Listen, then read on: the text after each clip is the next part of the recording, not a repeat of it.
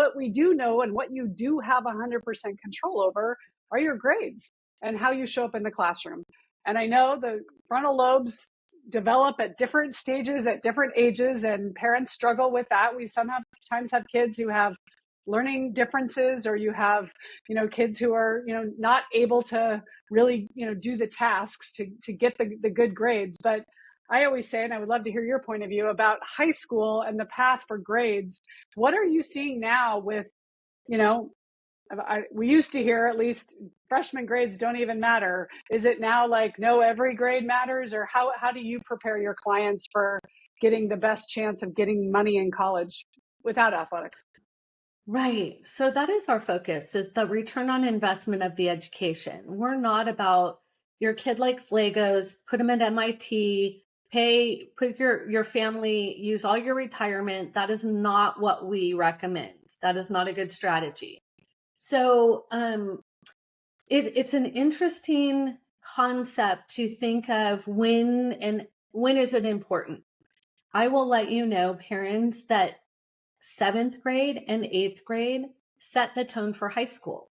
So everybody's thinking about, does freshman year matter? Well, back it up a little bit sooner. We start working with 7th and 8th grade students, not where do you want to go to college and what's your major? We're more, what are your core values? What are your gifts, your talents, your advocacy? Who are you?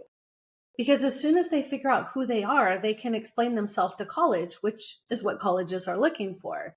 So those grades and those classes they take in middle school are going to piggyback what they can start in high school. If they're not good at a subject and they're not getting a good grade, they're not going honors, AP, or IB.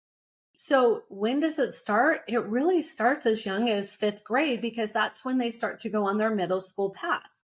That's when the schools start to recognize gifted and talented, and, should your kid be in honors?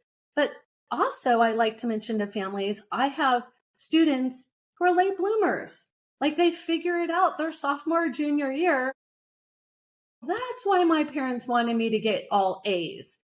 I was just on a call right before this with a parent who said, I have a 9th grader and he's getting like A minuses, B's, and he just doesn't apply himself. And I said, has he ever walked on a college campus? Does he know why he's working so hard?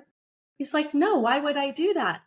And I'm like, if I told you to go to work tomorrow and work as hard as you can, as long as you can, and do everything you can, and I never showed you the bonus or the end result, would you? And he's like, it just like hit him super hard. And so what we help students understand is this is about them. This is the first time they get to work hard for their future. And the more we can help motivate them, this is the analogy I use. If you're standing on the sideline of a basketball court, you have 2 team captains that are picked. Do you want to be the first one pulled off the line or the last one pulled off the line? That's all you have to do to help them understand. Oh, if I work hard and train and study, and I'm going to be the first one off the bench. Yes. Then it's all about them. So we're able to take and transition them instead of another thing. I have to do homework. I have to do chores. I have to another adult.